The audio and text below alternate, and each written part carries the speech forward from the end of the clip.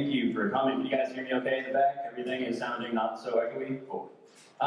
We tend to consume sports from a viewpoint from the end of the assembly line, after it's been manufactured and produced and legislated. But you go further back up the assembly line and there is a room, and sometimes that room is a figurative room, and oftentimes it's a literal room, a quite literal room. And in that room, very important decisions are made, and we are lucky to be joined by two people who reside in that room quite often. Joe Leccese, Regis class of '78, is right here to my right. The chairman of Proskauer, based in New York, and the co-head of Proskauer's unparalleled sports law group. And I say unparalleled because Joe has worked with the NBA, the NHL, the MLS, various NFL teams, the Pac-12, Big East, NASCAR, tennis, and every other sport that I think humanity has invented. And he has been named one of the 50 most powerful people in sports business by the Sports Business Journal, in case you needed an external certification. Sunil Gulati, over there, of course, parent of Emilio, Regis class of '16. The first three-term president of the United States Soccer Federation and a senior lecturer in economics at Columbia and a member of the FIFA Executive Committee. And Sunil, if you have been living under a rock or do not care about sports, which is a weird thing to be true about yourself if you're sitting here, he's back from Zurich, where you may have seen him zipping around the room as FIFA elected its new president, Gianni Infantino. And he is actually, I learned this 4 minutes ago, he is the acting vice president of FIFA right now. So this is some heavy company on stage. All right, so I think we wanted to start the conversation with just a bit of background on the two of you guys before we get into Sunil's wild weekend in Europe. But Joe, let's start there. I'm curious, when we talk to athletes, it tends to be this welcome to the big leagues type moment. When you look around and you realize, wow, I'm here and I've made it. And I'm curious in your career if you had a moment like that where you recognized that you were at the top.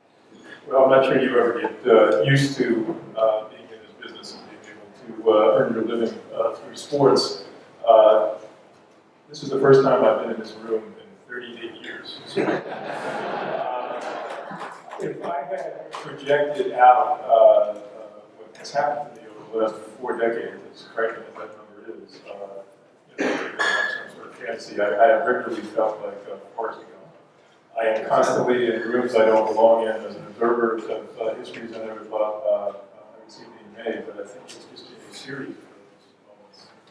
When I was a very young lawyer, somebody asked me to go over to the NBA one day, which is how I got launched in this business, and I was sitting with David Stern and Russ Grant, and I thought it was pretty good.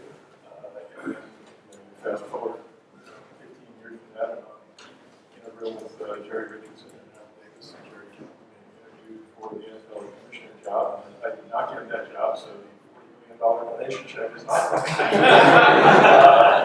to last month, guys like me that do the NHL All-Star Game and then the Super Bowl and then the All-Star Game, so it's just a series of opportunities and happening moments. And I imagine Regis High School education prepared you for dealing with David Stern. Actually, David had an ability to use the Socratic method that any Jesuit would have in the, even though his training was a little bit different than ours. So I would say, when I was here, we had an art teacher named Father Lavin. Most of you probably don't remember Father Lavin. And I remember being 14 years old and being in his classroom. And he said, "Gentlemen, I speak 3 languages, English, Latin, and profane." And that was wonderful preparation. Yes, that jives with my memories of him as a reporter myself. Sunil, I guess you look at the number one question is, how does an economics professor at Columbia become one of the people who are deciding the fate of what is alleged to be the position of the most powerful man in sports, FIFA president? What is your path like? Wow. A lot of my students who want to go into sports ask me that question, and it's not a very good path to follow because it was more or less accidental. Playing, coaching, refereeing soccer at a very young age.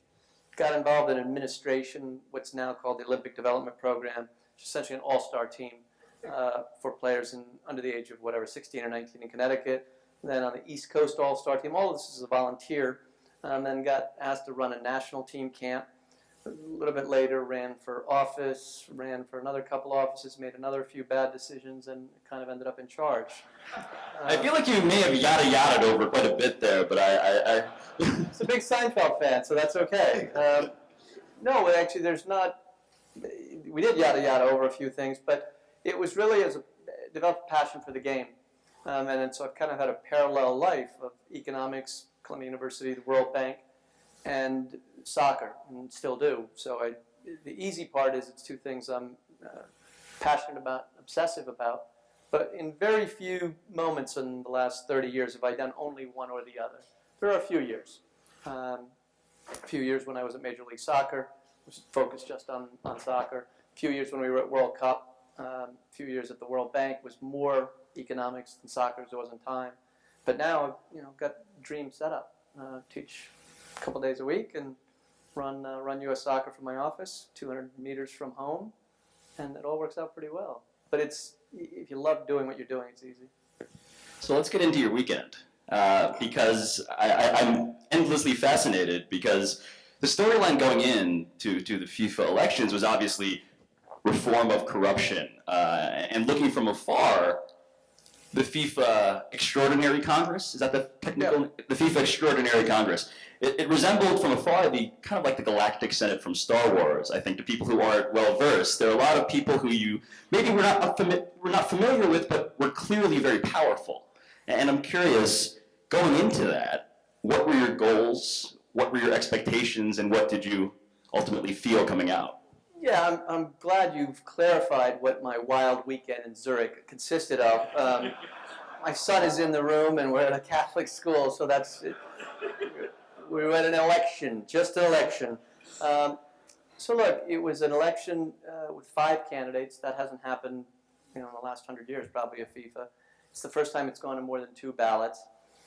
And it was 2 important things happened last Friday. One was passing a series of statutory reforms to deal with so many of the issues that have gone on in the international soccer world, most of which would be normal to any American organization. Certainly all the leagues, certainly U.S. Soccer, but they're not normal. And so we passed a series of reforms which will hopefully get the organization moving forward with better rules.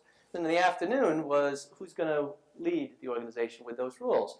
And you had 5 varied candidates, Prince Ali from Jordan, Sheikh Salman from Bahrain, Gianni Infantino from Switzerland/Italy, Tokyo Sexvale from South Africa, and Jerome Champagne from France, Switzerland, the U.S., and everywhere else. My favorite, Jerome Champagne, for the record, but It's just the name? yeah. Tokyo Sexvale is not bad. Yeah, but I heard that there's a different South African pronunciation of the name, which made it less fun to say. But Okay. not to interrupt. Fair enough. So, it's a unique setup because in order to win on the first ballot, you need 2/3, and then after that, it's 51%.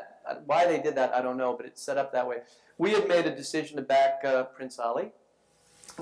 We had backed him a year ago when he was running for office. He didn't win at the time. We made a commitment to him, but we had also told Gianni Infantino, the current president, that when it mattered, if it mattered, we'd be with him. Because the early going would have had he and Sheikh Salman from Bahrain as the 2 leaders by quite a bit. That's what happened. And those 2 were way ahead of everybody else after the first ballot. And then that's where we sprung into action and helped move a lot of votes on the second ballot, and he won. It's important. I talked to Gianni today. It's important for the future of the game that we've got a guy that has credibility. But it's going to take a long time for the organization to get credibility. And the wild thing, I don't know if some of you watched this, and I haven't seen any of it on tape, Fox, 2 important things. Fox carried it from start to finish, 7, 8, 9, 10 hours. And I told them in advance, much of this was going to be like watching a baseball game during a rainout. Right? They were going to have to fill a lot of time. And sure enough, that was the case, because the election is done by paper ballot. It's a room that's 10 times the size of this room. Every delegation, their name is called out. You walk up, you fill in a ballot, and then you leave after they check your credentials. And then there's 8 guys that sat around a table counting the ballots. The whole process for one ballot took 2 hours. The second ballot took almost 2 hours. And I was complaining to someone, this electoral process is just incredible. And he goes, Donald Trump. And I said, okay, I get it, you're right. there was an Iowa caucus sort of vibe to how you described Yeah, the paper balloting. I had nothing left to say. While I was saying this, Marco Rubio was telling Donald Trump that whoever gave him his space, he should sue. And so I really had nowhere to go with the elections in the U.S. after that. So one of the things that emerged from the weekend, though, was this notion that the United States had done well for itself in terms of the prospect of hosting a World Cup, possibly 2026. What can you tell us about the faith that our country has put in you towards that end? Listen, thank you. No pressure there. Look, we could host a World Cup relatively easily, and it's not because of anything U.S. soccer's done or anything. It's what the country's about. It's the infrastructure of the country and, frankly, the NFL, because they've built some wonderful stadiums and a few colleges, so we could do it overnight. There is no country in the world that has a sort of structure, facilities, especially sports facilities, but also infrastructure. So we're not worrying about having airports that work and so on. That part's easy. But this is an election, and elections aren't only about objective criteria. Do they like you? Do they like what your country stands for? And so on and so forth. So if we're going to bid for the World Cup, and we knew this on the last one, it's going to come down to much more what U.S. foreign policy has been like in the Middle East or wherever else. What's our views on Ukraine? And we don't control those things pretty clearly. So this clearly helps us. The candidate we supported is become president. 209 countries vote on the next go-round. So while this was a positive, I don't want to be too much viewed as the power brokers. We helped move some votes from a candidate that we like to another candidate we like. Gianni Infantino knows that. He's appreciative of it. But there's no promises that have been made about the World Cup. I'm counting on the fact that he and the FIFA administration know that a World Cup in the United States would be extraordinarily successful, extraordinarily profitable, and go a long way towards convincing the world that things are on the up and up. And it'd be pretty good for the rest of us to go and watch games. So you mentioned the NFL and power brokers, which gives us a natural segue to Joe, because one of the things that I'm fascinated by in terms of what you do is this notion of not just globalization, but who is actually in power, who is in charge, not just in terms of leagues, but in terms of ownership. Because I think if you were to poll people and you ask them what they think of when, or who they think of when you talk about owners, they think of George Steinbrenner or Jerry Jones, these distinctly American men who have these long public histories with us, but how is the profile of who owns these teams changing? First of all, there are probably 130 owners of professional sports franchises, and Mr. Steinbrenner and Jerry are quite distinctive personalities, so it'd be hard to emulate them all. Yes. But look, I think there are very few things I could say are immutably true, but I think I can say the ownership of U.S. professional sports will never be more male, more Caucasian, and more North American than it is right now. The trends are all in the other direction. I had the chance a few years ago to represent Shahid Khan when he bought the Jacksonville Jaguars. Shahid was the first person ever born outside North America. He was born and raised in Pakistan. Came here as a young man on a college scholarship and lived the American dream to ever buy an NFL team. Given the interest in basketball on a global basis, I think the NBA will probably lead the way of the four traditional American sports leagues in terms of having an international ownership group. You have to remember that the distinguishing factor about basketball is that it's been an Olympic sport since the 1930s. It's played in China, it's played in the Middle East, it's played in South America, and it's played from a very young level. And as a result, people of affluence in those countries have a very high affinity for NBA basketball. While Mikhail Prokhorov is currently the only sole owner who was born outside the United States who owns the Nets, I think over the next decade you're going to see an enormous influx of offshore ownership because of the primacy of basketball as an Olympic sport. And obviously in Major League Soccer, again, the most global of all of the games, already you're starting to see foreign ownership there with FC New York being owned by the Abu Dhabi Group and others coming in. David Beckham will undoubtedly own the Miami franchise. So I think over time you will see a lot of foreign ownership. You're also starting to see the first flickerings of women owning these teams. Now, many of those have been by inheritance, whether it's the Lions or the Titans in football or some others. But I think one of the things that you will see over time is the enormous impact of Title IX, which is now almost 50 years old. And my daughters are really in the third generation of women who grew up participating in sports. And over time, when you've got, and I should note that 38 years later, Regis has approximately the same number of women in this room as I remember. But I would just assure the current Regis students, there actually are women out there, and and they're really important. They actually control a tremendous amount of wealth in the world, and they're actually really interested in sports, particularly soccer. So I think you have to expect a very large number of teams over time being owned or controlled by women. And the changing demographics of ownership tells us what about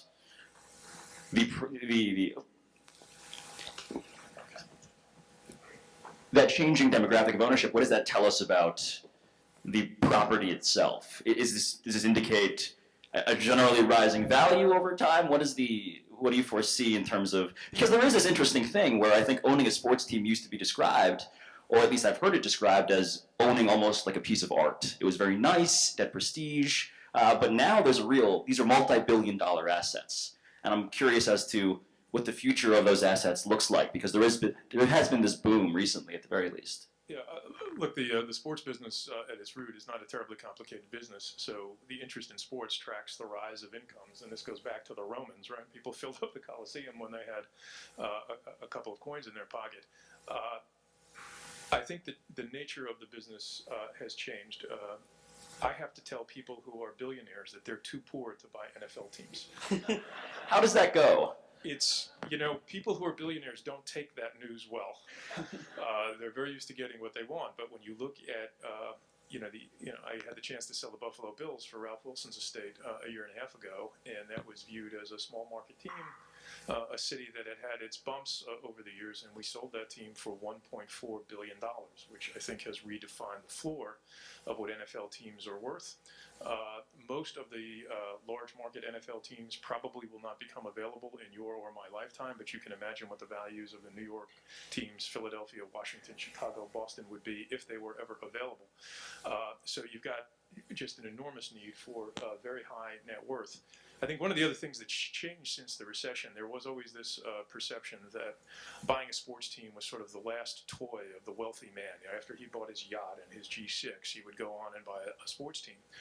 But I think one of the things that high net worth people who survived the recession realized is A, they're wealthier than they've ever been before, and B, the stuff that is being peddled to them by bankers can go down 50% overnight.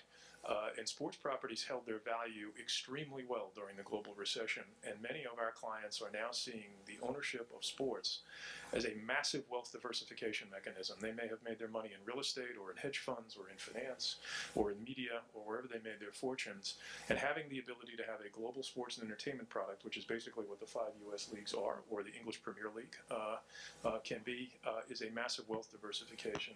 And you can't remove the human element from this as well. I asked one of the senior owners of one of the sports leagues what had been the most gratifying thing to him in owning the team. And he's owned it for 4 decades, and I was expecting, well, it went up, 3,000% or something. And he said, it is the only thing that I have that brings my children and grandchildren together, and therefore it's the most important thing I've ever acquired. And I think you find that with a lot of the owners. These become familial assets in addition to all of the economics associated with them. And the economics associated with them. There's this as someone in media, I feel this more acutely than I did as a fan, but it's so clear now what's unique about sports in the era of cord cutting, in the era of DVRing and time-shifting advertising, which is you need to watch these things live. There is a unique quality there that some awards shows share, but sports clearly has a very, very strong hold on that notion. And this is for both of you guys. How has the evolving business of television impacted your jobs and what you do? Well, I don't know what television is anymore. I don't know how to define television. Is it your phone? Not really, but it is. I actually asked my students at Columbia, so 18 to 21-year-olds, what do they watch live, or at the time it's listed? Virtually nothing, except sports. I can't think of anything I watch, including the news. The news is taped, and I watch it in 22 minutes if I want to watch it. But even before you get to Netflix and all that other stuff, there's nothing you watch. And with sports, it is just, for me at least, it's 100% the opposite. It could be the most important game for the U.S. national team, and there's just no, or any other game. If the game's already been played, I'm going to want to know the score. I can't say, close your eyes and ears while I give you the score. No chance. And I won't watch the game. Now, if it's a 5-4 Barcelona-Real Madrid game, then I would fast forward it to watch the goals. 5 of them by Messi, no doubt, and 4 by Ronaldo. But I'm not watching 90 minutes of that game, no matter what. So once you've got, outcome uncertainty, you don't know who's going to win. Once you know that, it's irrelevant. So I watch no sports, virtually no sports tape delayed, and everything else is when I want, 44 minutes. If it's an hour show, 22 minutes. I'm now on season 2 of Breaking Bad. I'm 5 years behind. I accept that. No spoilers for Sunil. That's really some gross stuff in that show, by the way. So I think it's, and I've also asked my students, and this is stuff that Joe knows, very few of them are watching only one screen. Right? So now I asked them, okay, what do you have on the second screen? Whether it's your iPhone or your iPad, is it, in fact, other sports? Are you checking data, checking fantasy, whatever? And it's about half and half right now. Half of them are pretending. Now, maybe it's because it's a class of Columbia. Half of them are pretending to tell me they're reading something on their iPad while watching a sports event. They're not sure reading. Okay, fair enough. So I don't think anyone knows how this is going to turn out. And I've had a couple of the network executives, including the president of one, speak in my class. And, he's had a tough time telling us what the industry is going to look like in 10 years because I don't think he knows. If you guys do know, please let me know at some point. That'd be great. And Joe, I mean, is it, when you talk about the appreciating values of these assets, of teams, does it ever feel like a bubble? I mean, I don't know. It just seems like sports has this position, but clearly these things are cyclical in the most macro of senses. What do you worry about in terms of what threats exist to that pole position? Look, in the short term, it's like every other valuable asset, including New York real estate, where you can say interest rates are very low, equity values are very high generally, so people have a very strong sense of their net worths, and that can influence the value of sports properties. The difference is there is a lot of real estate in New York and a lot of real estate in London, but there are very few of these teams available, and fewer of them are available as the collective bargaining agreements have strengthened, as the media rights have appreciated. We've seen a slowdown in the sales of these teams. Families are hanging on to them for a much longer period of time. I think the longer term uncertainty is what you just described, which is what is television. I mean, we don't even really talk about television any longer. We talk about video transmission because it's being transmitted in a variety of ways. And I think the current sort of Regis students, I don't even know what they call you, like the boomerang of the millennials or whatever you are, nobody can quite figure out where your tastes are going to take you. So it is possible that, given that live sports is the only thing holding conventional television networks together, and obviously is the only thing that's really holding ESPN and some others together, that as you continue to cut the cord, as audience sizes continue to shrink, that there may be some disruption in that, but over the long term, I at least am a passionate believer in the long-term value of sports rights, because I think the politicians, as usual, got this wrong when they have been talking about going what they call a la carte, which is busting up the cable assemblage of rights. They constantly talk about how it's unfair for grandma to pay $6 a month for ESPN. Well, if they succeed in breaking that up, or more importantly, the market is now going to succeed in breaking that up, all the stuff that grandma watches is not going to exist anymore, but ESPN is still going to exist. So it may cost you $12 or $24 a month, but you're all going to buy it because it's still the best value that exists in the entertainment world. And grandma's going to be looking for the Smithsonian Channel on some device that she doesn't know how to use. So I think the long-term value of media rights for sports, however they are transmitted, however they are consumed, will be very, very high. That makes me sleep a little better at night. In terms of how athletes' salaries tend to track these things. But you didn't ask me about journalism. That is. Oh no, I'm already like I'm leaving that field as soon as possible. In terms of how athletes' salaries tend to track the size of these media rights, I mean, what does that curve look like, do you think? And this is for either of you guys, just in terms of, I mean, there was a time, speaking of journalism, when journalists like me tended to be not so different from a quarterback in the NFL. Granted, it was the 1960s, but there was a bit of salary. Joe Namath and you had nothing in common either. Yeah, that may be the first thing we're all agreeing on. I blame Regis for that, actually. But please, yes. In this sense, I think the American system, the American model is far better than the other sports abroad. And when we talk about sports abroad, we're really talking about one sport, soccer. I mean, basketball, Joe's absolutely right, it's played all over the world, but there's a dominant league, which is the one here. In soccer, there's a lot of dominant leagues. So in soccer, things like parity or having outcome uncertainty or salary caps or all those things don't exist anywhere else in the world except the U.S. So when there's a brand new TV deal in Premier League, for example, it may well be that the players are going to get all of it. And you've got this incredible situation where in some cases, and now they've set up some rules to prevent at least this, where the wages of players are more than 100% of all revenue. Now, sometimes I don't do well at economics, but that doesn't sound like a very sustainable model. So they've introduced some things. So you know now in the NBA and the NFL and in American sports, in general terms, when there's $1 more in the bucket, how it's going to get split up between the talent, between players, and the rest. And there's some different formulas. In soccer, you have no idea. So if the Premier League gets a brand new deal and you say, this makes economic sense, and we should now buy this team or sell this team or buy a player, you have absolutely no idea what's going to happen to compensation. That, to me, is not a sensible system. In the NFL some years ago, and Joe certainly knows this better than I, you have to work really, really hard to lose money in the NFL. In the last decade, I think only one team has managed to do it. It was one of the richest guys in the world. It's pretty easy to lose money in the Premier League. I was going to ask about, speaking of incentivizing athletes, Sunil, in America there's this perpetual conversation around how do we get not just better at soccer, but how do we attract the athletes? So there is this notion that the future LeBron James, the future next LeBron James or Odell Beckham Jr. or Steph Curry, they are being plucked by the NBA and NFL, and essentially athleticism is a zero-sum game, and that soccer is left out. What is your notion in terms of that perspective, and is that a problem to attack, or how do you deal with it? I've heard it for 30 years that the best athletes, all the kids play at 6, 7, 8, and then the best athletes, especially the best male athletes, when we're talking about this question, at 14, 15, 16, whatever it age is, switch to basketball because it's the quarterback that gets to date the cheerleader and so on and so forth.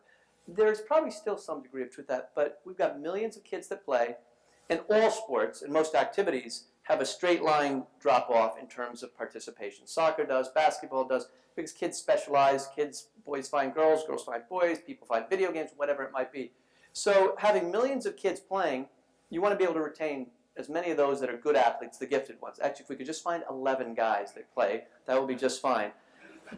But how do you do that? How do you make sure the best ones want to play? Well, incentives matter.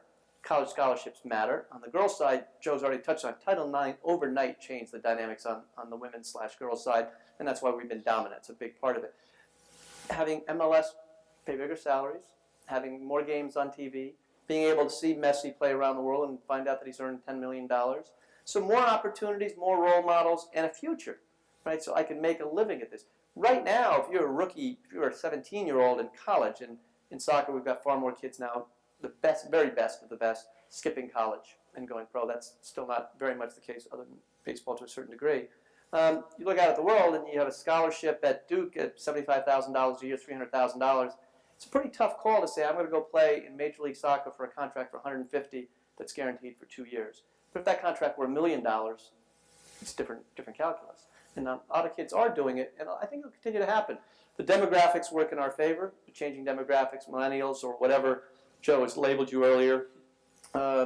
Hispanic community is growing in size. We don't have to convince the Hispanic community that soccer is good. They seem to understand that pretty well. Inner cities is still a big challenge, but I think we're getting there. I would just add to that. I was having dinner with a Premier League owner a few months ago, and when I asked him what he thought the greatest competitive threat to Premier League was, and I thought he would say the rise of the Italian League or something like that, he said the United States. And he said he lives in fear that over the next 25 years, that as the American market continues to understand authentic soccer better, that the U.S. wealth will start paying baseball salaries to soccer players and they'll all come here. And I actually think that's going to happen. So, what? Yeah. Let's get some nationalistic fervor from the audience. Just anti-English is all it is. But what is the trajectory, do you think? How long before that? I mean, not that this is a scientific question, but how long until we see that effect take hold? I mean, Sunil would be more knowledgeable about this than I, but I think it may take. No, you started it. I'm staying away from this one. Yeah, all right. So I'll say all the Give me a things. pinpoint date when we're going to be big. All right. I'll say all the things he's not allowed to say. Look, I think you've already seen now. MLS is a permanent part of the sports landscape. We have all of these soccer-specific stadiums. many MLS teams outdraw many European teams. Dirty little secret that the Europeans don't like. We do have a built-in audience of women, which is important for all professional sports and a live attendance of professional sports. People are adapting. I think when you see the ratings for the English Premier League games that are on NBC on the weekends, they are rising rapidly, and I think it's just the embrace by the American consumer of the game.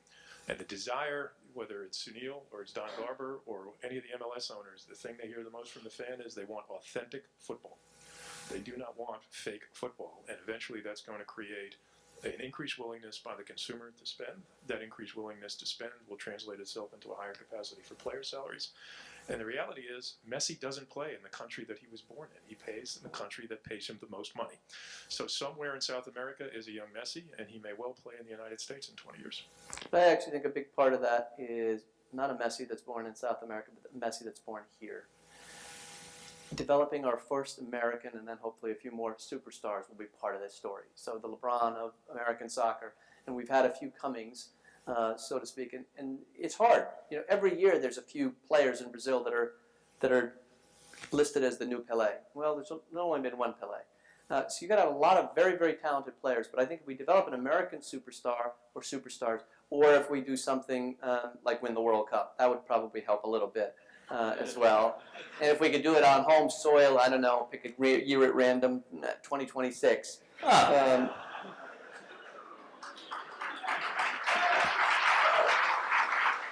That would go a long way. So let's call it 2027 when we're there. All right, find us in 11 years and hold us to that. Find you in 11 years and hold you to that, yeah. I will be out of this business, as I already said. I'll be on an island somewhere. One of the similarities, or one of the things that we may take from soccer, now going the other direction, to the more businessy end, is this notion of sponsorship on jerseys and signage and advertising.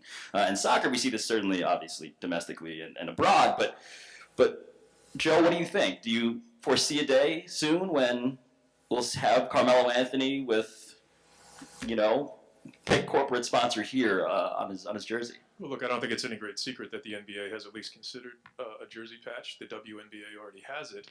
I would actually ask you, because your boss, John Skipper, probably is not in love with the idea of NBA teams having competing sponsorships when the ESPN sales staff is out there trying to maximize the amount of commercial time. So I don't think that European sports ever had the nexus with their television partners that U.S. sports have. Like the U.S. sports have to consider the views of ESPN and Fox and their RSN partners about the impact of that on the ability to sell commercial time during the games. And I think particularly sports like NFL football will be very reluctant to ever take the attention off the brand of the team. John has texted me and I have been fired for asking that question. Sunil, what is the future in terms of sponsorship and advertising on the field? Is there innovation around that? How do you see that changing? Well, listen, everyone's trying to sell everything anywhere. The jersey thing is a little different because soccer's had it forever. And, I mean, people look at a particular team's jersey and they don't think it's authentic unless it's got the brand name of whichever commercial partner they have. But you're seeing lots of things happen, whether it's in soccer, whether it's digital boards and so on. But Joe's absolutely right. At the World Cup, it's one of the places where there is a synergy between broadcast and commercial sponsors. So when FIFA sells TV rights to international broadcast partners, they've got to offer the commercial rights for advertising rights to FIFA's partners first, and then if they pass, and so on and so forth. So, that's a question that is pretty hard to figure out because the media is changing. Are you going to be buying ads on Google, or are you going to be buying a 30-second spot on ESPN? None of us really know that. And in soccer, for many, many years, you haven't had commercials in most leagues. You've got in Italy, they've got lots of 10-second commercials, which I didn't realize until some years ago. So it's obviously just in your face for 10 seconds during a corner kick, during a goal kick, whatever. And then you've got these creepy crawlers in Mexico that are, a Budweiser can or a Tecate can dancing around the screen for a while. So people do that in different ways. I'm hoping we stay away from that one. But in the U.S., for soccer, we had commercials until 1994. I mean, during the game. And in 1994, a number of broadcasters stepped up, which allowed at that time ABC/ESPN and Disney, owned by Disney at the time, I don't know, to do a World Cup without commercial interruption. Because in 1986. One of the first things I did in soccer was work at the World Cup in Mexico. And my job was to tell the director when to go to commercials. He didn't know soccer. I knew soccer, so I'd say, okay, this is safe now. You mean the ball is stopped on that thing from 12 yards from the goal? No, that's a penalty kick. We're not going to go to commercial there. When it goes out over there, and the guy's got it in his hands. And it worked out pretty well. Another topic that is vexing people who watch this industry is daily fantasy, and how that has both roiled the legal system, it seems, and gotten into our face and then suspiciously disappeared. What is your prognosis for the daily fantasy industry, and what that says about that second screen experience and how that may evolve and possibly metastasize into something far more complicated? Well, I guess when you use the word metastasize, I kind of know what you think. Look, I think the legal process will sort itself out over the next 24 months, for better or for worse. Even if daily fantasy somehow becomes regulated or becomes deemed gambling and is banned from a certain number of states, which is not the result I actually expect, season-long fantasy, maybe month-long fantasy, there will be fantasy sports. I think fantasy sports have gotten embedded in the culture of young men.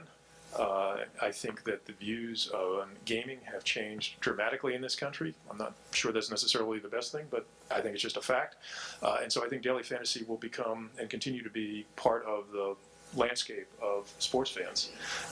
One of my female partners came to me one day a little distressed, and she said, I've got this 10-year-old boy, and I just don't understand him. And I said, look, I had 3 teenage daughters for 12 years, so, I mean, I got you on that one.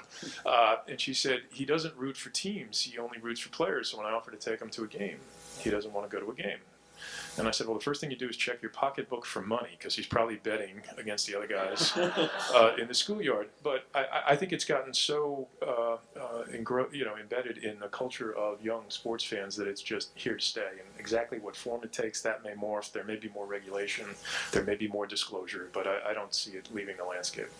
And there is This one's all Joe, because I don't go near it. I know very little about it. I should know more about it, but we're going to let Joe's answer stand. Well, let's put on our futurist goggles then, and we'll get to questions after this. But 10 years from now, what is the biggest change, the biggest difference, the biggest innovation that sports will have? What do you predict? Virtual reality. I think it has the prospect to transform the entire media landscape, including the sports landscape. For example, if you are a Sacramento Kings fan and you want to go pick your seat in the arena that's under construction, 10 years ago, some sales guy would have shown you a grid and said, "Oh, here's, Pablo, here's your seat, deck 2, row 16, seat 4." Now they put an Oculus headset on you, and you have a virtual reality experience showing you what the game will look like from that seat. And if you decide that seat is too expensive, they'll move you to a different seat. If you want a better experience, they'll move you to that experience. And it would not shock me, particularly if the cord cutters end up cutting every cord known to mankind, that what you'll be buying 10 years from now is not just a subscription to the Knicks or the Rangers or the Giants or the Jets, but you will actually be buying a virtual reality experience from a particular seat in the stadium. So if you're an affluent person and you want the 50-yard line experience, you can buy that. If you're a firefighter and that doesn't mean as much to you, you may buy the upper deck experience. And I think people will have a very different relationship with professional sports 10 years from now. And maybe Regis could do the virtual reality coeducational experience. That would be... It's for those of you that already know, it's virtual. It's not as good as the real experience, okay? Sunil, 10 years, looking back, so 10 years, it's, by coincidence, it's 2026. So which part of the year are we in 2026? Let's make it July.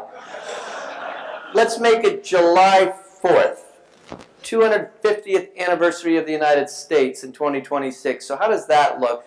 The U.S. is lined up against, actually, by that time, we'd have to line up against a world all-star team because no team on their own could play against us and hold their own. We've got a kid from East LA playing. We don't have enough Hispanic players on the team. 2 kids from inner city New York. African American kids. Brazil probably in the final. Goes to overtime. I think we win, and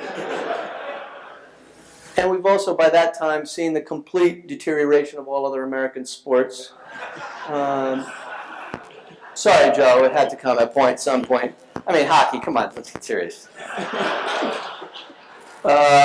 Is Trump in his third term in your scenario?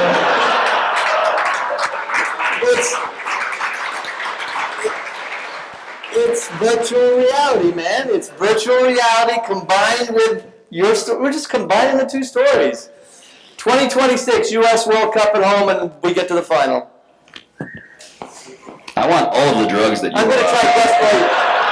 By the way, well, you're not going to be able to afford them. You've been unemployed for 10 years by that point.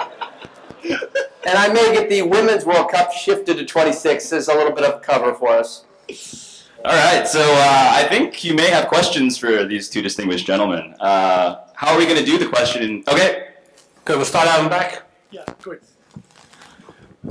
Yeah, thank you. You know, talking about business of sports, I just keep thinking about college football and college basketball. I mean, here you have sports that are tremendously popular, that the revenue must be extraordinary. I don't know how many millions and millions. But the people who are producing the entertainment are getting nothing. I mean, I know they're getting a college education, but we know that value of that is so-so for most of the players. It just seems to me that if they took 1% or 5% of the revenue and divided among the players, that it would be fair. It just seems, I just find it untenable that we have this situation. I'd like to hear what people have to say. Thanks. Well, it's a pretty complicated issue because outside of big-time basketball and football, and even within big-time basketball and football, most of the schools are losing money. So there's a few. So what do we want to, I teach at Columbia. What do we want to do with fencing, women's swimming, and I could name the rest. So there aren't any revenue sports at Columbia per se. So should those players get paid? Well, no. And there you could make an argument it's not quite as important an issue because the revenue isn't as much, and for sure they're getting an education. Very few of the players there aren't graduating. Yes, they miss some classes and so on, but I get a nice note from the dean and whatever. That's probably not this. It's closer to Regis in that way, right? But it's not quite the same at big-time basketball, including at some very good schools. So I'm not sure of that model about paying players, and it may be, frankly, that it's not a moot point because it'll get decided by a court of law in the not-too-distant future by, a few people that Joe hangs out with much more than I do, usually on opposite sides of trial cases. So a friend of mine who's an economist at Smith College has something quite radical. When you can't spend on players, what is it that universities do to recruit? You can't offer players more money. So they spend it on two things. What are those two things? They spend a lot of money on facilities. We've got the best facilities around. And of course they're telling them you could play in the NBA or the NFL. But also who else gets paid a lot of money are the coaches. Right? So you get coaches that make $5, $6, $7, $8 million plus a shoe contract. And his idea, which is so in any other situation would be anathema to him, is get an antitrust exemption, and so you can stop the coaches from getting so much money. And then you'd have more resources for whether it's non-revenue sports or if you want to give money to players, whatever else. That's a pretty wild idea for a guy who's a free market economist. So I'm not quite there that the way to solve this is players. John Skipper actually is the one who put it very well when he had a guest lecture up at Columbia. He said, look, the system's broken in the following way, that the promise of the scholarship was not only you get paid for it, but you're going to get an education. Right? Well, that means 4 years generally. That means going to class. That means writing your own papers, and so on and so forth. So if that bargain is still in place and you get a degree for the 99.7% that aren't going to play pro, pick a sport after that, then I think that's still a pretty good bargain. So I'm not sold on the compensation issue yet.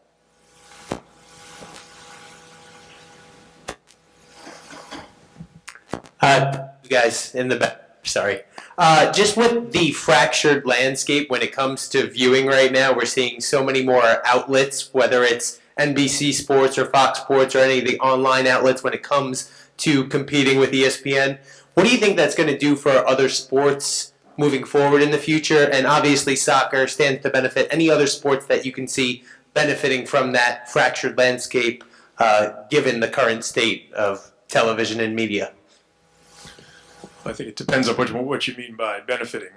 I think already Olympic sports that usually don't get coverage in between Olympic Games, but that are played by the Power Five conferences or the Big East conferences, every one of them has either a proprietary cable network or a proprietary digital network. So the average soccer and lacrosse player and swimmer and cross-country athlete, their events are being covered somewhere, and grandma and the parents are getting able to see that. It doesn't mean they're making a lot of money. In fact, if anything, the cost of production exceeds any possible revenue. But I think the media landscape, particularly the digital media landscape, has allowed a lot of niche sports to reach their intended audience. I mean, I think there's something like 300,000 people that subscribe to the cricket channel and actually pay good money because they may be from Pakistan or India or the UK, and they have a real interest in the game. So I think it has allowed certain niche sports to find an audience, but those sports are not going to become the NFL. And my guess is by the time this is all said and done, we'll be able to watch Regis games in some vehicle online with, okay, it's not going to be with a 5-camera or 12-camera setup and professional director, but it won't also be with your mom or dad having to film it on Periscope. There'll be a better way to do it, and you'll be able to, I'm not going to say buy it. I agree with Joe. It's not going to be commercially viable unless your parents are willing to write a lot, pay $1,000 per broadcast, and they're not going to want to do that. But I think that's the goal of the guys at ESPN. I mean, I've talked to them about that. Certainly, most of those things you can watch now in one form or another, but it's not commercially viable. That's absolutely right. Hi, this is scary. This is my You're gonna allow women to speak here? yes, hopefully. Excellent. We're in favor. Quick question in terms of economics. Are there any statistics about price earnings for professional teams? For instance, prices paid for teams versus the earnings off of the teams, and is it different for different sports? Some of the investment banks have peddled the notion that actually the way you should value professional sports teams is as a multiple of gross revenues because the EBITDA of the teams wouldn't generally justify the prices that people pay. So conventional financial metrics really don't apply to most professional sports properties, which doesn't mean you don't deconstruct that, figure out how much leverage you can put in, the amount of equity that has to be put in, and the like. But I think that one of the attractions of sports always is it's going to be the platform for the next level of innovation, whether that was the VCR, whether cable, satellite, internet, virtual reality, the internationalization of American sports, the Americanization of global sports. People are always also building an asset value, and by and large, that has materialized. So it's not a typical 12 times multiple that you might buy a cable television station at. Especially those that are losing money. It's really hard to find that multiple in those cases. So, a delicate question with regard to the NFL, but how vulnerable is the NFL to the concussion issue? I mean, you're talking about overwhelming financial power, but it strikes me that it has it's either, the concussion issue could either pose a real economic problem, but it also clearly poses a image problem. So in what ways do you see it as vulnerable?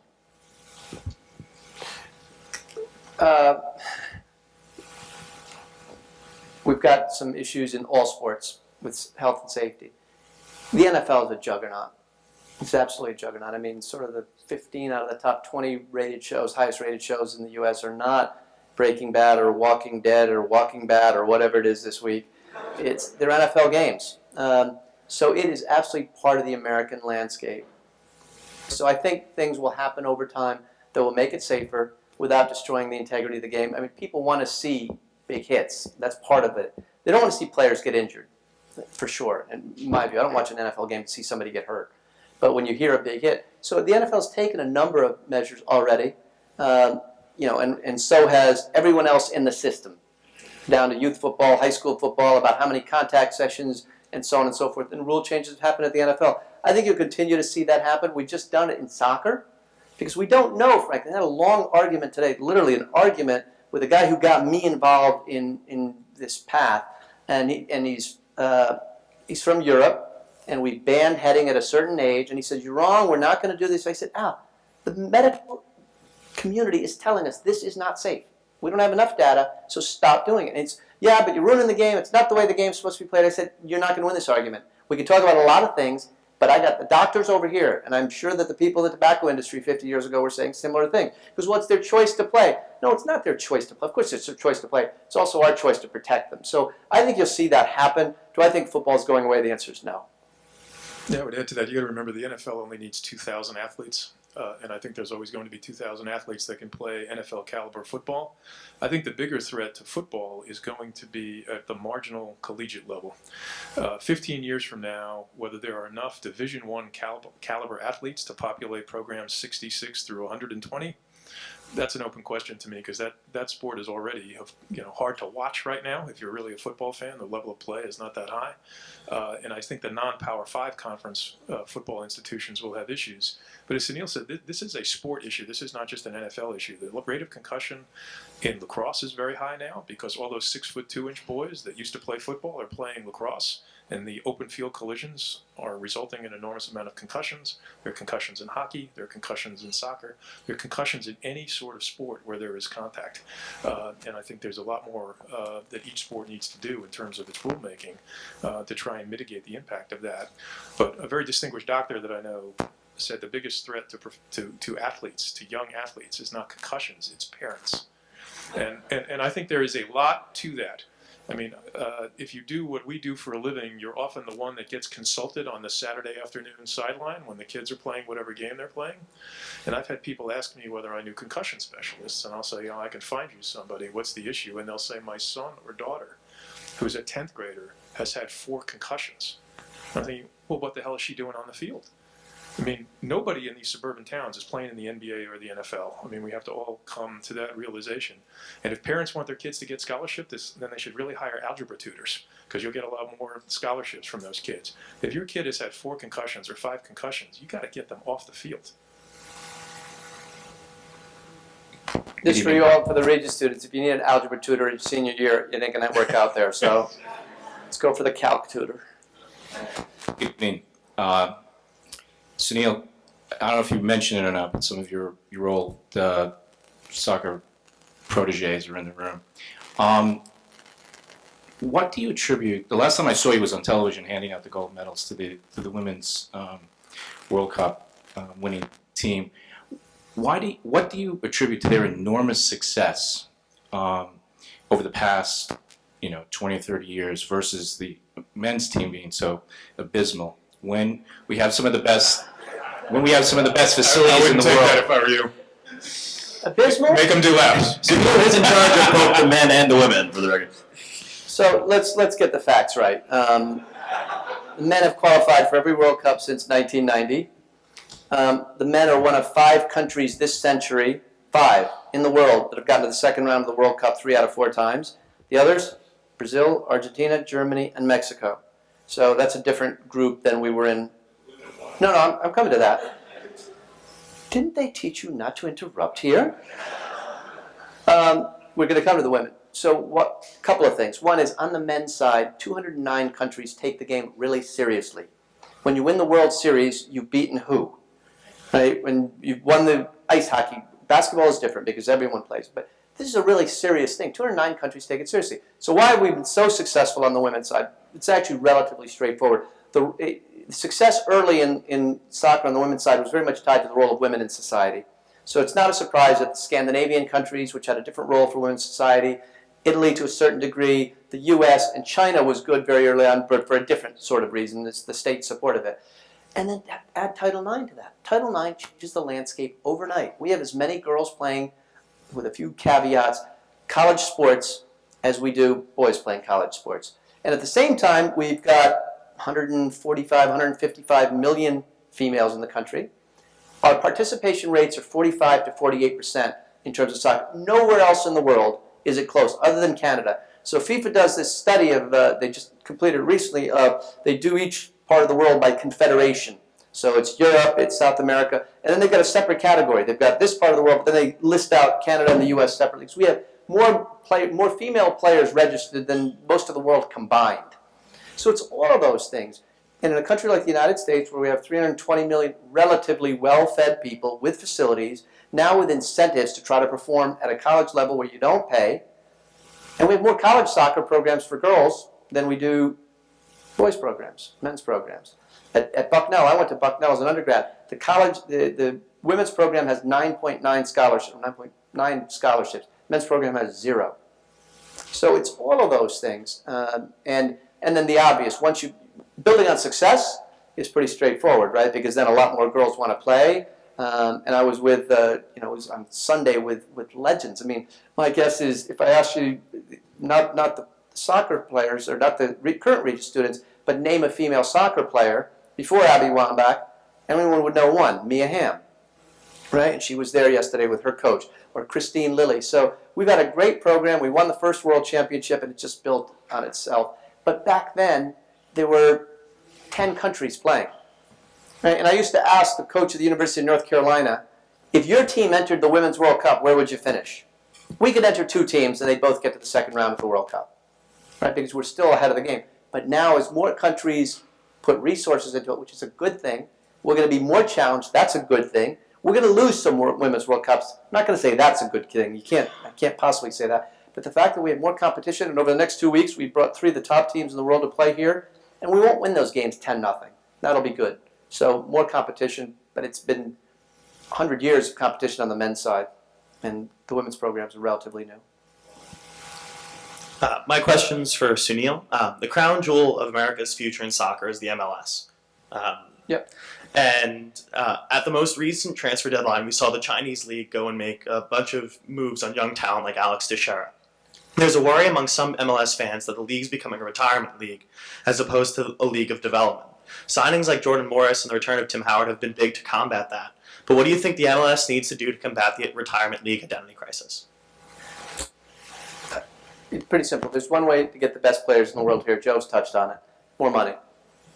Now, when we started the league, some top players around the world would say to me, I would say to them, we can't afford you. They would say, it's okay, I'm willing to play for less because it's America. What they meant by less was 3% less, right? We were offering 97% less. Now that's changed. David Beckham was an expensive player. But is the league in a position today to get Lionel Messi in his prime? The answer is no. It wouldn't make economic sense today. Plus, in Messi's case, he would say, okay, but I want to still play in the World Cup, and that means I need 10 other guys around me that are at that level. But over time, that'll happen. But it's going to be driven by economics.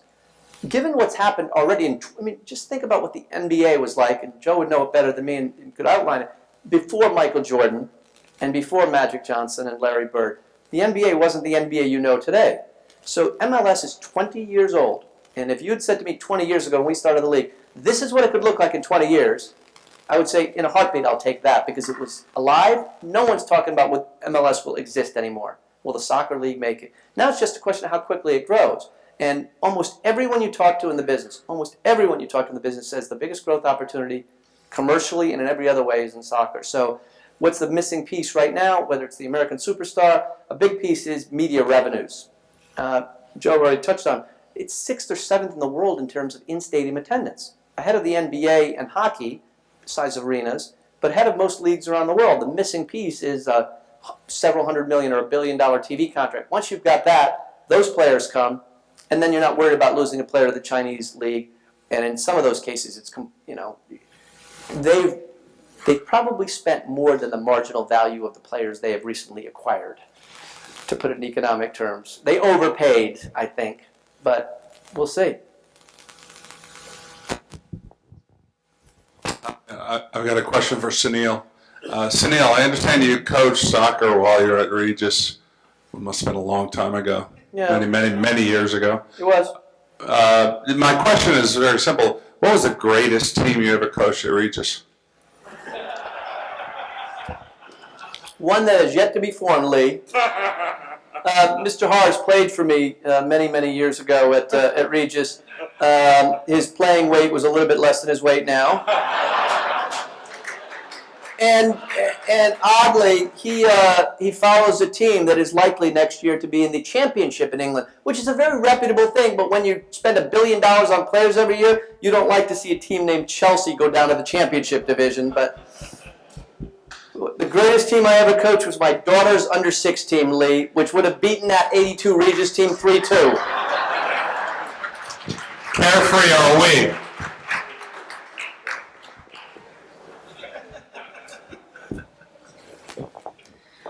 So you were talking about women's sports and how since Title IX, it's obviously tremendously grown since then, especially in soccer. However, getting a free education, me being a D1 athlete myself, how do you take those college women athletes and make them successful professional athletes? You know, there's the WNBA and there's a little bit of soccer and a little bit of softball, but where do you see it going in the next 10 years, and how do you get it to where, in my opinion, it needs to be? I guess What was your sport? I played softball. So it's hard. I kind of feel like we've started to do our part by heavily subsidizing a women's league. It will set a record for women's professional soccer leagues in the United States by having its 4th season in a few weeks. The first 2 leagues were out of business after 3 years. And we will do that as long as we have to. But it's not commercially sensible right now. Now, how do you make it commercially sensible? Because if it's not commercially viable, either a nonprofit or somebody's going to do it as a charity. And guess what? Women's sports, as a charitable venture, and one of the leagues tried this, don't stack up real well against Sloan Kettering.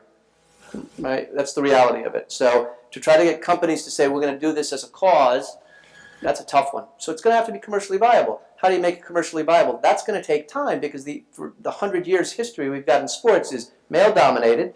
It's not going to be simply by saying we're going to pay all the players more. And right now, with the exception of the national team players in our league, it's pretty tough to earn a living.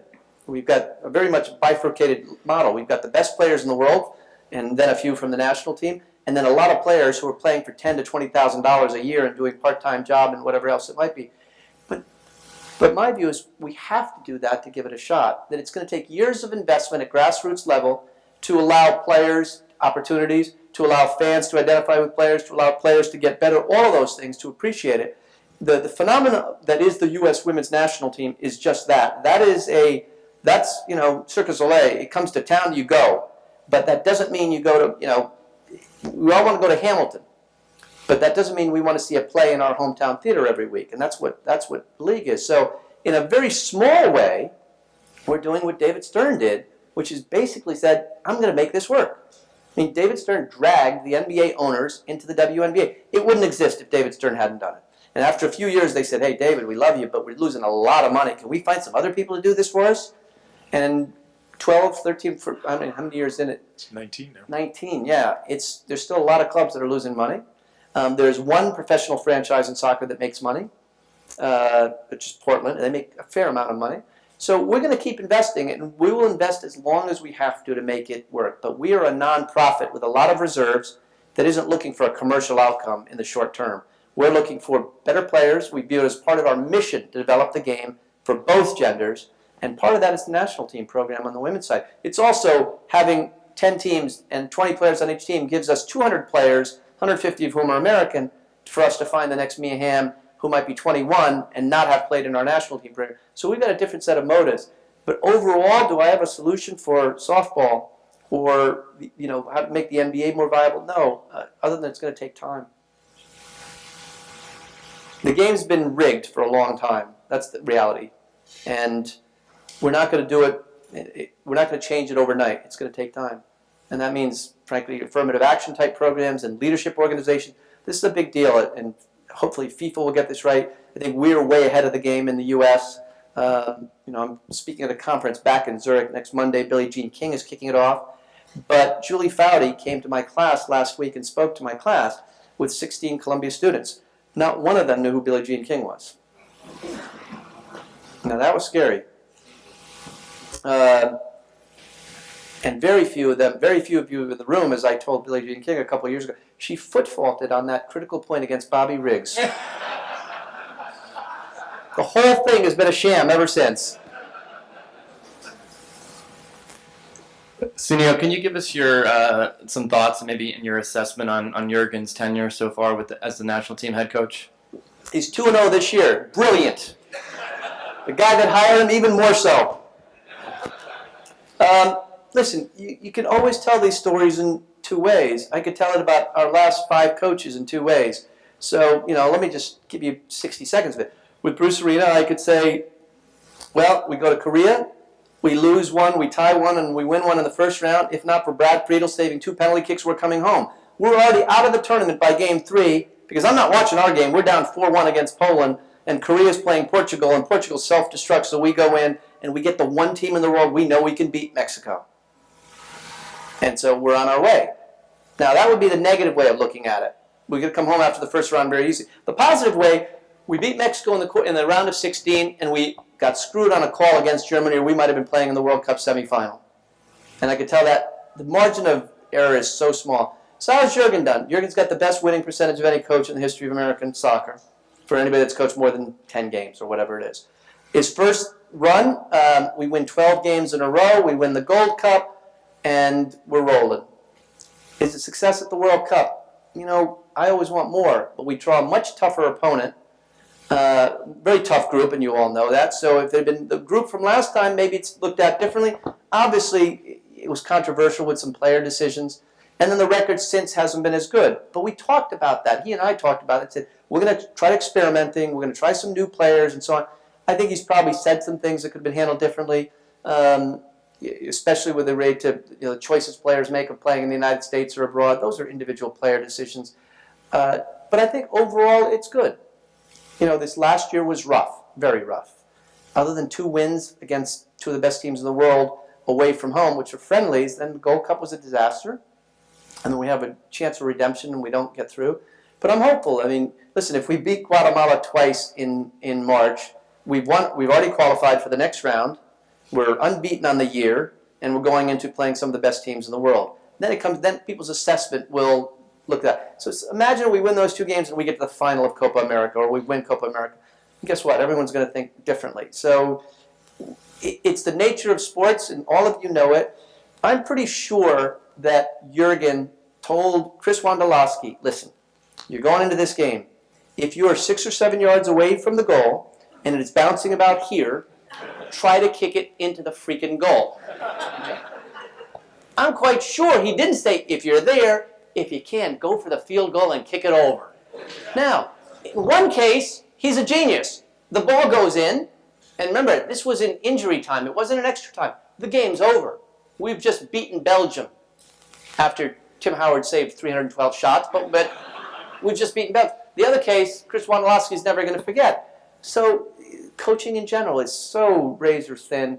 I think one of the things Jurgen has done is gotten people. Jurgen's part of the brand of American soccer now. He's controversial in a way that no one else is. He's charismatic. He's said a lot of, and so frankly, it's made it easier to get people interested in the game, good or bad. More people are interested.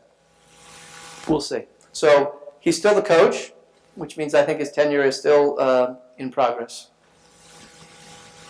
Lately, in the world of soccer, a lot of owners of sports teams in Europe, they've been putting a lot of money into their teams, and because of that, only certain players want to go to certain teams. So because of that, the same teams are winning the leagues every year, and the same teams are always in the Champions League. How do you see that for the future of business in soccer? So it's not just the last few years. That's been that way for a long time. Real Madrid and Barcelona have won far more championships of the share as the number of them played in Spain than any NFL team, any NBA team, any hockey team, and maybe the Yankees is close. It's because they don't have any mechanisms to prevent that. They don't have a salary cap. They don't have revenue sharing to the same extent. So the model in Europe allows that to happen. And with the exception of this year, in England, generally you could say one of these 4 teams is going to win. This year there's a team from Leicester that is upsetting all odds makers. But with 99% certainty, I can tell you before the season starts who's going to win, which one of 3 teams is going to win the Spanish league. But that's been that way for a long time. American sports is different. Parity's built in. But when you talk to people in Europe about it, especially the rich teams, they don't want to know. I think our system is better. They think their system is better. I don't particularly like this situation if I were a, Sunderland fan. And my hope of all hopes, my dream, is to go to Manchester United and get a tie. That's the dream. That makes your season. Or not being played in a lower division. That changes some things. You watch any NFL game, you have no idea who's going to win. Well, okay, if it's the Patriots, you're pretty sure they're going to win. But generally, you don't know. So the question relates to soccer, but I think it might be more substantively directed to Joe, which relates. Oh, wait a minute. That's how it goes? Soccer, and then the substantive stuff goes to Joe? What the heck? Unfortunately, yeah, that's the case. He even sort of spit it out the 5 major sports. He said it. He said it. All right. Well, I'm a hockey fan, so you're on my. I'm on thin ice. I got it. Haha, very punny. A lawyer. Yeah, well, we don't like to admit that. So I guess That's what happens when you bash soccer. We turn off your mic. To the World Cup contract, actually, that Fox will be beginning in Russia, and I guess carrying over to Qatar or Qatar. I don't know how he's saying it these days. First thing is that I believe I read a while ago that they got another World Cup after it was confirmed that the 2022, I guess, Cup would be played in the wintertime. And I'm curious as to whether that was because whether that was a political issue with Fox and whether that was just handled on the down low, I guess. And secondly, more importantly, what do you see about the games moving from sort of the 300-pound gorilla in televised sports, ESPN, to Fox, which of course has its broadcast network, but also is really trying to push Fox Sport 1, which certainly doesn't have the prominence that the ESPN networks have these days, and to my mind, at least in my experience going to hotels, traveling, etc., doesn't have the same carriage. And I was just curious if you could speak a little bit about that. In terms of the first question about the addition of the 26 World Cup, I'm not privy to the inside information on that, other than moving the World Cup from the summer to the winter was a really big thing. It was a really big thing in terms of the disruption to the network's schedule, and the fact that FIFA awarded them the 26 rights without the usual open auction probably had something to do with the enormous impact that move would have on the rest of their sports schedule and the rest of their entertainment schedule. Fox has a long and noble history in soccer, and I can say that since Pablo is going to resign from ESPN later tonight. So I think Fox is perfectly capable of covering these games. I would expect that, although Sunil probably knows the details of the contract, that all of the late round games are going to be on the Fox broadcast network as opposed to FS1.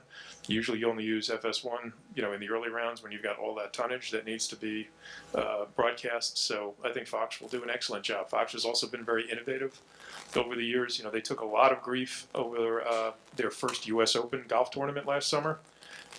Everybody else, CBS or NBC, are all copying the mic on the caddy, the shot tracker, and all of these other things. So, mixing these things up can have some real benefits too.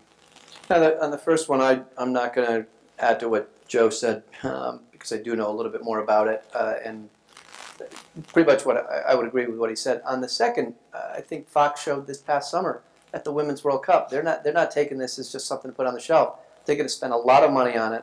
The broadcast of the Women's World Cup, the ratings of the Women's World Cup were much, much higher than the previous. And ESPN really set a high bar for the World Cup in 2014. And Fox, I think, bar. And the fact that it was changed won't change any things.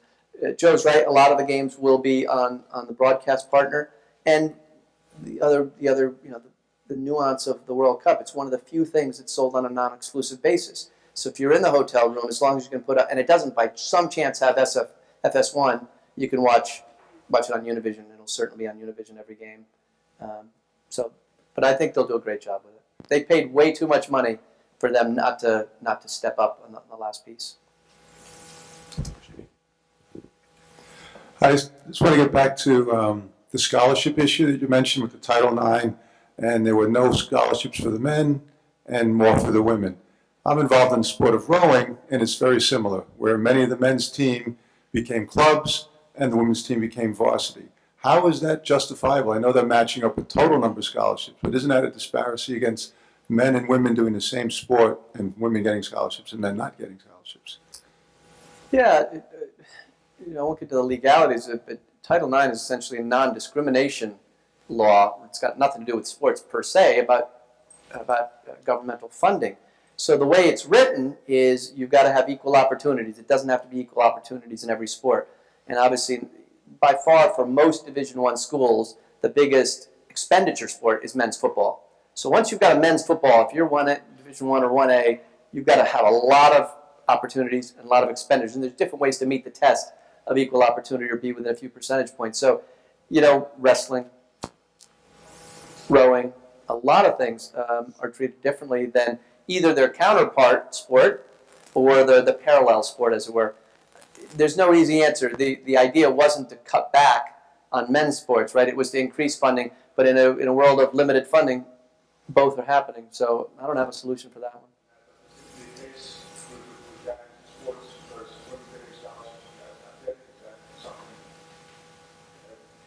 Well, they're getting them. So the spending on them is the same on men's sports and women's sports. And again, there's different ways to meet the Title IX test. But if you spend $10 million, just picking numbers out of the hat, you spend $10 million on your men's football team, you've got to have a lot of female sports to match up for that. And it may well be that some of those sports, the situation you've talked about isn't the worst situation, because there's not scholarships. The worst situation where there's no program, right? So rowing or lacrosse or men's soccer in some cases has been eliminated, or wrestling or whatever it might be. And I'm not obviously advocating that, but I'm certainly advocating equality is a good thing in terms of provision for scholarship, and we'd all agree on that. So I was going to ask a question about the role of sports in political discourse, but decided to lighten the mood a little bit. I'd love to hear from the three of you. I'm sure you've seen a tremendous amount of games in person. What's the most memorable in-person sports experience you've had in your careers as far as a single event? Why don't you guys start so I can think about it? So my answer to that used to be the day that Jeremy Lin dropped 38 on the Lakers in Madison Square Garden. That was for a long time the answer. But then I happened to be in Brazil for the World Cup last summer for Brazil versus Germany. And I don't know if you remember how that game ended, but it was a 7-1 game in Brazil, and Germany was the country with 7 goals.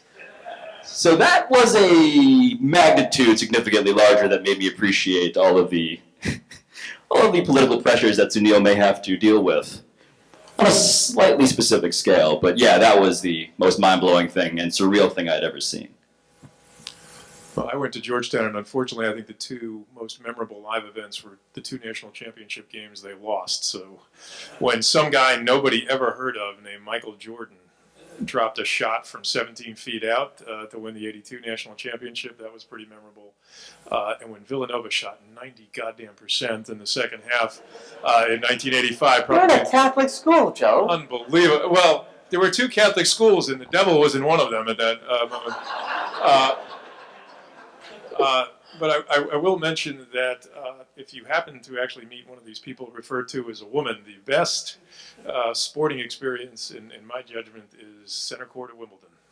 That is better than Augusta. It's better than the Super Bowl. It is a very, very special experience if you ever get the chance to do that. Boy, pretty hard to name just one. Because some of them I'm emotionally tied to since the U.S. team is playing. So if it's a non-U.S. team game, it is the '86 World Cup, which was my first World Cup, and this young man named Diego Maradona put on a show of shows and dominated a World Cup in no way that anyone had since Pelé. If I allowed to have the U.S. team, it's partly a soccer moment, partly the extension, so I'll call it the 24 hours around the moment. It's probably Landon Donovan's goal against Algeria in extra time. And I was president at the time, so my ass was on the line. And we win the game, and President Clinton had been in the game with us, and the next morning, President Clinton had a visit, and he decided to allow us to tag along, and we got to meet Nelson Mandela. So getting introduced to President Clinton, or to Nelson Mandela by President Clinton after Landon Donovan scored against Algeria. That's that 12 hours, and I was ready to call it quits right there and then. All right. I'm just going to ask my one question for you guys and let you kind of end it on.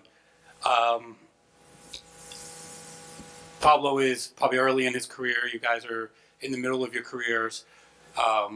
What would you say in 20 years, maybe it would be your hopeful legacy on the world of sports? Pablo's still going to be looking for a job. Yeah, I plan to save journalism. No, I think that, look, in my small capacity of person you may see on television who says things at varying volumes at other people, I would like for increasing thoughtfulness to kind of enter the conversation. Is an interesting thing that's a subtext to all of our conversation, which is America really loves sports, and that is a good thing, certainly if you're in the business of sports, but it also means that sports is this town hall where people care about stuff in ways that they may not even care about their political elections and so forth. So the degree to which we can have conversations in sports that are both edifying from a larger sociological perspective, but also a conversation that drives us to, progressive is a dangerous word because there are political connotations, but sports has been a vehicle for actual change, and not only in terms of race relations, but in terms of gender relations, and I think that if I can help make that conversation a modicum smarter, I would like that to be my legacy. I get paid by the hour, so nobody's ever asked me that question before, because they want my legacy to be finished as soon as possible. But one of the things that I've enjoyed about my career is we've worked with everybody from the NFL and the other 4 major sports, including MLS, to NASCAR, to the men's tennis tour, the women's tennis tour, the USGA. I mean, we've done smaller sports and larger sports. And hopefully it'll be that I made a small contribution to just allowing people to enjoy whatever it was that most excited them. I guess it would be, if it's 20 years from now, Benson, it would be getting to the day where people don't ask the following question. So, when is soccer going to make it in the United States? If we get to that point, then I'll rest very well. I'd like to thank Joe, Sunil, and Pablo. Thank you for coming, guys. Appreciate it.